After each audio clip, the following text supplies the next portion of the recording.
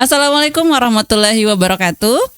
Hai teman pemilih dimanapun berada, kembali lagi di Ngobras, ngobrol santai dan mencerdaskan KPU Kota Kendari. Saya Dea Indrayani, bertindak sebagai host pada episode kali ini. Sekedar informasi teman pemilih, 2 Juli 2026 kemarin KPU Kota Kendari telah menggelar rapat pleno terbuka pemutahiran data pemilih berkelanjutan triwulan kedua tahun 2026. Dan hasil dari rapat pleno terbuka tersebut ada kategori berdasarkan generasi, di mana untuk Kota Kendari berdasarkan keputusan KPU nomor 55 tahun 2026, generasi Z itu telah mencapai angka 79.628 atau 31% dari seluruh total pemilih, dan generasi milenial itu terdapat 93.082 atau 36% dari seluruh total pemilih. Jadi ketika diakumulasi Gen Z dan Gen milenial ini sudah mencapai 67% dari seluruh total pemilih yang ada di Kota Kendari. Dan hari ini kita kedatangan tamu istimewa yang merupakan generasi terakhir dari Gen Z. Halo Ade, selamat datang di KPU Kota Kendari. Ya, terima kasih undangannya Kak. Ini salah satu pengalaman yang berkesan untuk saya. Oke, baik. Untuk mengawali podcast kita pada hari ini, boleh barangkali perkenalkan nama, kemudian aktivitasnya di saat ini seperti apa? Silakan. Oke, terima kasih Kak. Halo teman-teman semua, perkenalkan saya Dwi Nabila Zahira. Saya merupakan Wakil Ketua OSIS 1 SMA Negeri 2 Kendari periode 2026-2027. Saat ini saya juga dipercayai untuk mengontrol berjalannya program kerja OSIS SMA Negeri 2 Kendari. Oke, jadi sekarang merupakan Wakil Ketua OSIS ya, Iya, betul SMA sekali, Kak. Negeri 2 Kendari. Iya. Biasa dipanggil apa? Bila Kak. Oke, Bila. Nah, Bila sebagai Wakil Ketua OSIS tentu pengalaman memimpin teman-teman pasti ada ya. Nah, kalau menurut Bila sendiri, apa arti demokrasi sih sebenarnya bagi pelajar? Oke, kalau saya sendiri kan nih Kak sebagai pelajar, mungkin demokrasi itu bukan hanya saat pemilih atau pemilu, tapi sebagai pelajar juga kami itu betul-betul bagaimana caranya untuk menghargai perbedaan, juga cara berani untuk menyampaikan pendapat dengan sopan, karena menurut saya itu demokrasi bukan hanya tentang pemilihan atau pemilu, tapi bagaimana kita mampu untuk menyuarakan suara kita dengan sopan. Oke. Meskipun sebagai wakil ketua OSIS ya, apakah sudah pernah punya pengalaman memimpin di sekolah, dan seperti apa bisa diceritakan pengalaman memimpin itu? Oke, kalau untuk saat ini tuh Kak betul-betul sangat-sangat sangat-sangat membuat saya menambah pengalaman, karena untuk menjadi pemimpin itu bukan hanya cara kita mengkoordinir anggota, teman-teman semua, tapi bagaimana cara kita supaya kita mengambil keputusan itu tepat, karena yang Oke. kita ambil keputusan itu dari berbagai pihak dengan jumlah siswa yang sangat banyak. Jadi setiap keputusan yang kita ambil itu kita harus bisa pertanggungjawabkan, karena itu lingkupnya sangat luas. Oh, oke. Jadi keputusan apa yang pernah diambil pada saat sebagai statusnya sebagai saat ini?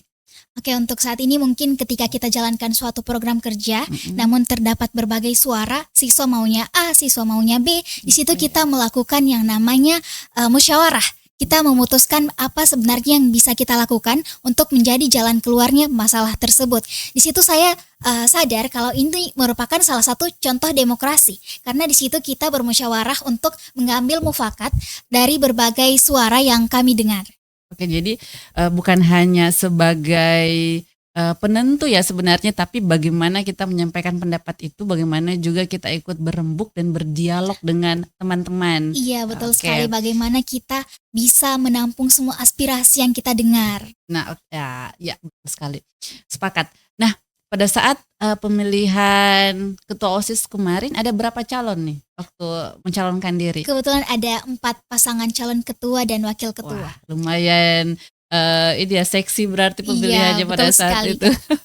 Nah, pada saat pemilihan ketua OSIS itu Bila merasa tidak ada nilai-nilai demokrasi di sana? Saya sangat merasa bahwa ada sekali nilai-nilai demokrasi. Karena kenapa? Karena pada saat pemilihan itu kan terdapat beberapa paslon nih Kak. Itu membuat siswa, mana ini yang harus saya pilih?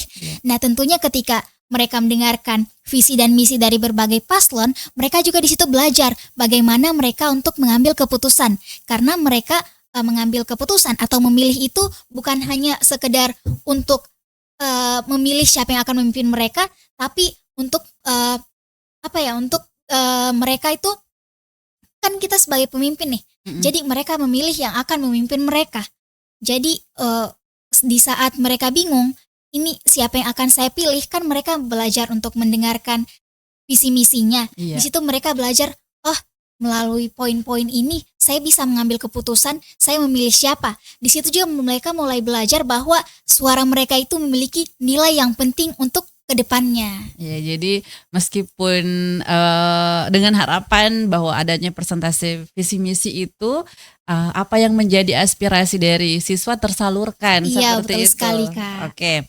Nah, tadi kan berbicara tentang bagaimana teman-teman pelajar bisa mengetahui, bisa merasakan langsung ya nilai-nilai demokrasi dalam pemilihan ketua OSIS dengan mendengarkan visi misi, kemudian cara menyalurkan hak pilihnya seperti apa. Nah, menurut Bila, apakah teman-teman pelajar itu sebenarnya punya ketertarikan enggak sih berbicara soal pemilu secara nasional, seperti pemilihan umum di tahun 2024, meskipun kemarin belum ikut memilih ya, tapi nanti kan pasti akan memilih nih di tahun 2029. Iya Kak, betul sekali. Mungkin untuk masalah ketertarikan mengenai isu pemilihan itu mungkin untuk sekarang masih ada yang belum tertarik dan ada juga yang sudah tertarik. Jadi menurut saya itu sebagai Gen Z, kami itu akan tertarik dengan suatu hal yang dekat dengan kehidupan kita sehari-hari. Mungkin kalau dikemas dengan cara kedekatan Gen Z mungkin diupload di sosial media, itu tentunya Gen Z akan sangat tertarik. Karena seperti yang kita ketahui bersama juga, Gen Z itu adalah generasi yang sangat sering mengkritik mengenai kepemimpinan politik dan lain-lain. Oke, jadi Gen Z ini adalah kemudian generasi yang sudah berani bersuara ya, betul sekali, Kak. apa kemauan dari generasinya, apa kemauan dari kelompoknya, apa kemauan dari dirinya sendiri. Sekali, dan Kak. itu memang secara nyata banyak kita lihat di sosial media. Oke. Nah, berbicara tentang sosial media, seberapa membantukah sebenarnya sosial media ini menyalurkan informasi tentang politik, pemilu, atau demokrasi kepada anak muda? Oke, berbicara mengenai media sosial, tentunya kalau berbicara mengenai media sosial itu Kak, media sosial sebenarnya sangat membantu. Tapi bagaimana caranya kita sebagai pembaca atau pelihat berita yang berada di media sosial untuk mampu menyaring informasi. Karena memang media sosial itu cepat sekali tersebar informasi, tapi kita tidak bisa pastikan apakah informasi yang beredar itu betul atau sekedar hoax. Jadi kita sebagai generasi Gen Z atau sebagai pelajar, kita harus betul-betul bisa untuk menyaring informasi untuk memastikan informasi tersebut valid atau tidak. Iya, betul. Jadi berarti apakah bisa berdampak sebaliknya? Misalnya karena terlalu banyaknya informasi di sosial media, teman-teman pelajar itu jadinya malah apatis, bukan malah tertarik dengan pemilu. Bagaimana menurut Bila? Kalau menurut saya tuh Kak, berbicara mengenai apatis itu mungkin bisa jadi ada beberapa yang saya was-was nih, saya takut nih. Tapi menurut saya berbagai informasi yang ada itu tidak akan membuat kita apatis kalau kita mampu menyaring dengan benar. Kita mampu meneliti dengan benar apa yang kita baca atau apa yang kita lihat. Karena kita itu harus pintar-pintar menyaring informasi, karena kalau misalnya kita tidak bisa untuk menyaring informasi yang kita lihat, itu akan berdampak buruk bagi kedepannya. Jadi mungkin kalau berbicara tentang apatis juga tidak, tapi bagaimanalah caranya kita agar mampu bisa menyaring hal-hal yang kita lihat itu dengan baik. Iya, betul. Jadi memfilter ini memang penting ya, Iya, apalagi betul sekali. Misalnya sebelum memfilter terus langsung disebarkan, itu kan berarti itu kita ikut bahaya sekali. Iya, itu. kita ikut sebagai pelaku penyebar hoax ya. Iya, betul. Oke. Nah, tadi kan kemungkinan tidak akan ada yang apatis ya kalau misalnya bisa memfilter Iya, dengan bisa baik. menyaring dengan baik.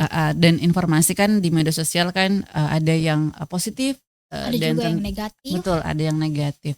Ada tidak saran dari Bila konten-konten apa saja sih yang seharusnya ditampilkan, disebarkan oleh misalnya seperti kami KPU Kota Kendari untuk menarik minat adik-adik untuk belajar lebih jauh lagi tentang demokrasi maupun pemilu ataupun pemilihan. Oke, berbicara mengenai konten yang bisa menarik para pelajar atau Gen Z. Menurut saya itu Kak, melalui reels atau video pendek yang disebarkan di media sosial baik di Instagram, di TikTok, itu juga bisa menarik perhatian mereka karena pelajar itu atau Gen Z sangat lekat dengan yang namanya media sosial dan gadget. Mereka itu kalau misalnya kontennya dibungkus atau dikemas sesuai dengan kehidupan mereka sehari-hari, tentunya itu membuat mereka tertarik. Apalagi sekarang dengan program kerja KPU ini yang ngobras ini, kalau misalnya disebarluaskan di TikTok atau Instagram, tentu itu akan sangat membuat mereka tertarik dengan isu-isu kepemilihan sekarang. Oke. Berarti nanti Bila ikut menyebarkan ya? Boleh banget Kak. Oke. Nah, sebagai wakil ketua OSIS, kegiatan apa saja yang sudah dilakukan untuk bagaimana membangun kesadaran demokrasi untuk teman-teman pelajar?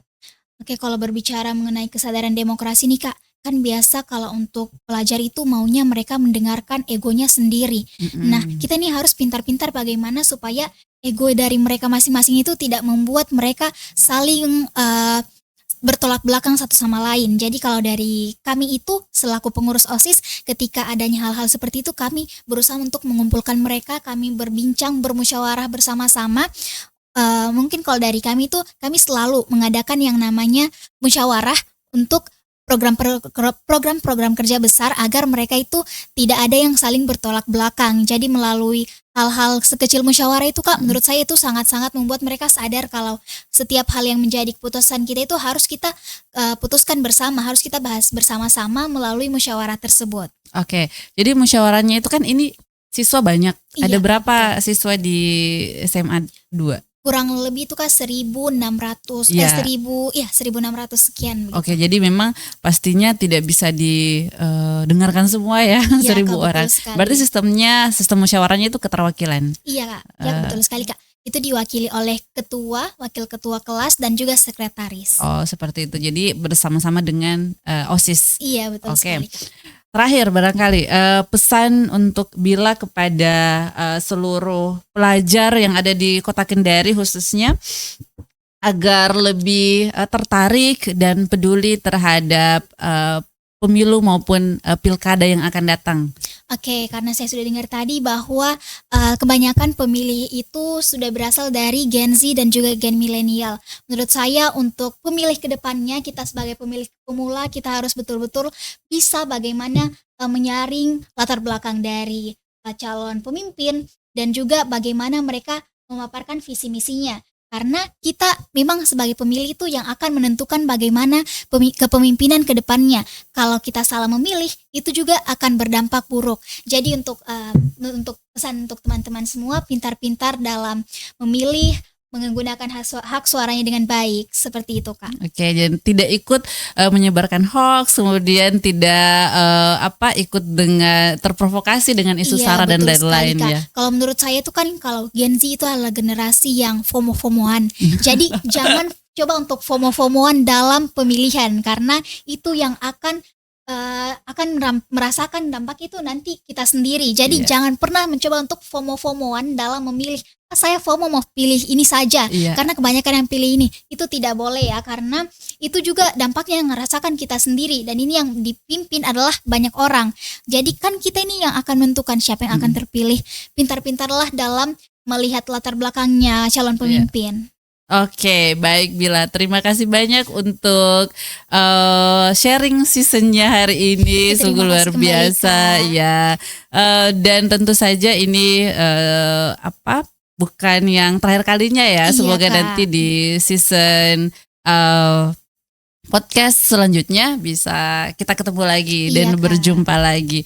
Baik teman pemilih dimanapun berada, demikian podcast hari ini. Saya Dea Inrayani dan kru mohon undur diri. Wassalamualaikum warahmatullahi wabarakatuh.